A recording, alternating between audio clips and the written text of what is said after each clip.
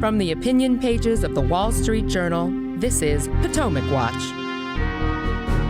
Welcome back. Kim, turning to the debt provisions and the process in the House from here, let's start with a pushback from a listener to yesterday's podcast. Bert says, the team, including Kim, seemed to believe the deal obtained by McCarthy was the best Republicans could expect. It seems to me that McCarthy got 10 to 20% of his ask. I consider 50% a deal. 30 to 45% I would characterize as I did the best I could. It seems to me that whatever McCarthy puts into a bill, Schumer will cut in half.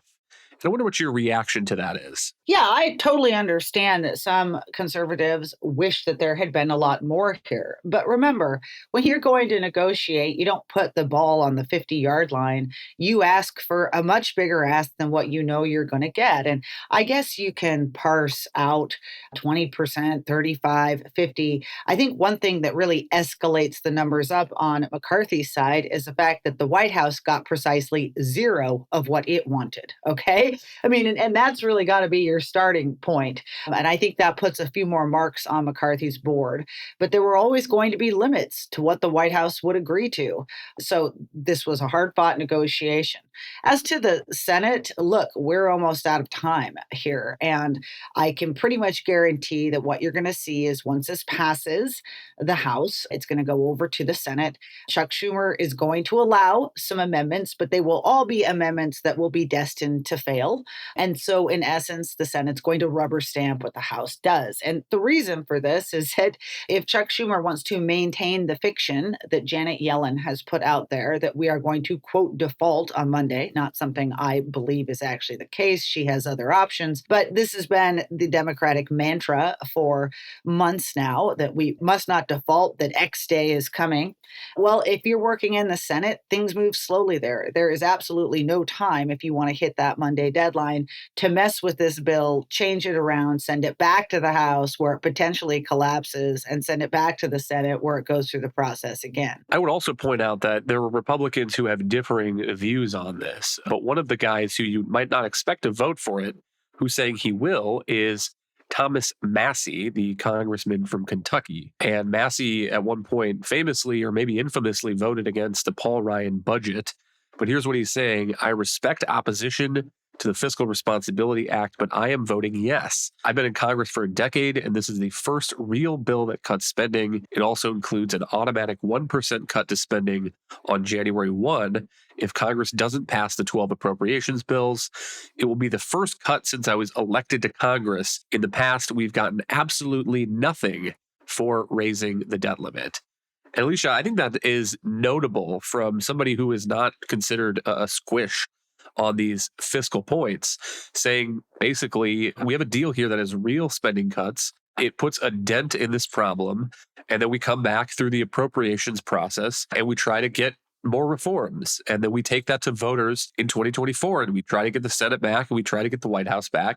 And that's how you can pass an agenda that you really want instead of making the compromises that are the reality of divided government. Right. And I think there are a lot of things in this bill that have kind of been overlooked by conservatives, like this innovative statutory administrative pay-go requirement that would require federal agencies to offset the new costs of their regulations with comparable cost reductions elsewhere.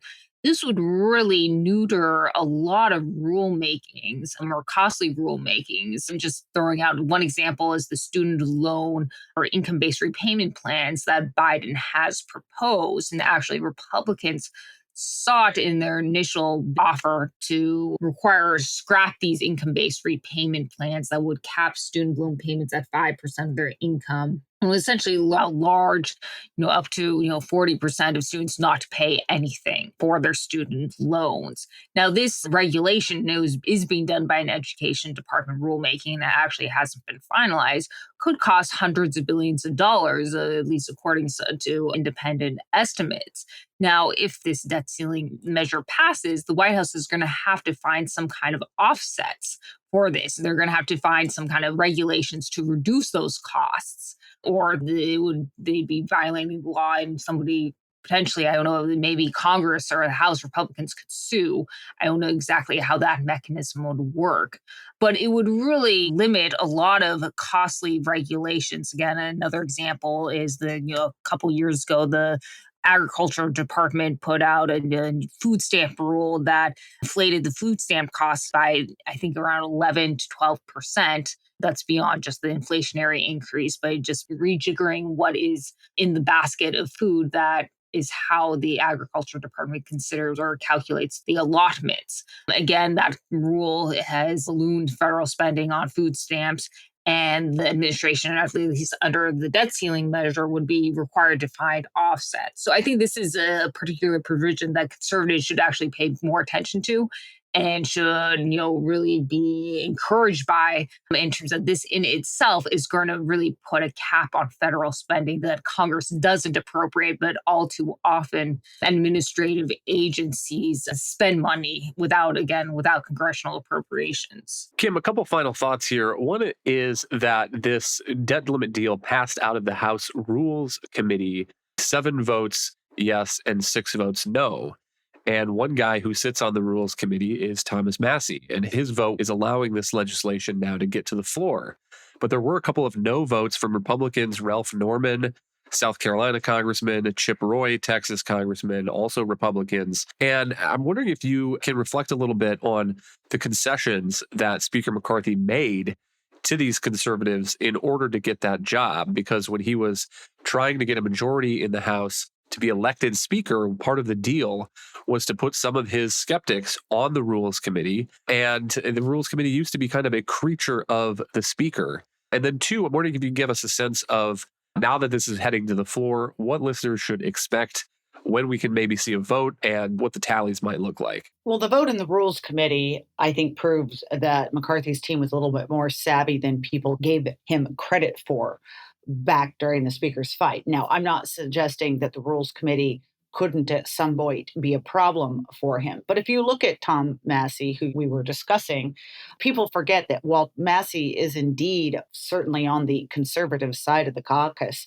he was a big supporter of McCarthy all during the Speaker's fight. Moreover, and I think this is really important, he was asked a couple of months ago by a reporter if he intended to use that position to be a firewall for conservative causes. And I will just quote what he said at the time. And you can bet that McCarthy's team knew that this was his sentiment. He said, quote, "Over the past 10 years, I've been an advocate for regular order and trying to make things work, try to make this place work right. And I would be reluctant to use the Rules Committee to achieve a legislative outcome, particularly if it doesn't represent a large majority of our caucus. So I don't ever intend to use my position on there to hold somebody hostage or to hold legislation hostage," end quote. Also, note that one of the main provisions in this bill, that enforcement mechanism where there's an automatic 1% sequester cut if bills aren't finished by the end of the year, is something that Massie put together because he cares so much about regular order. So while there was a lot of attention on him and this vote, I don't think the drama behind the scenes was ever as big as some in the media were suggesting it would be. Just like I do not think that there is going to be a great deal of drama with this vote today. I was reading a hilarious New York Times story, the headline, "House Set to Vote on Debt Limit Bill Amid Republican Resistance," where it talked about how McCarthy was toiling and how we were up against looming default and how the hard right was in, quote, open revolt. So far there's been about 30 GOP members who've come out and said no to this. That number will likely be larger in the end. But you've also had the leadership of the new Democratic coalition and the Problem Solvers coalition come out and say that they're going to support this. The Democratic coalition has about 100 members. So yes, McCarthy's going to lose some people. Is he going to hit 218? Yeah. And, you've had Hakeem Jeffries, the Democratic leader, trying to suggest as though this will only happen because Democrats are rushing in to save Republicans. Well, actually, this is their own president's deal.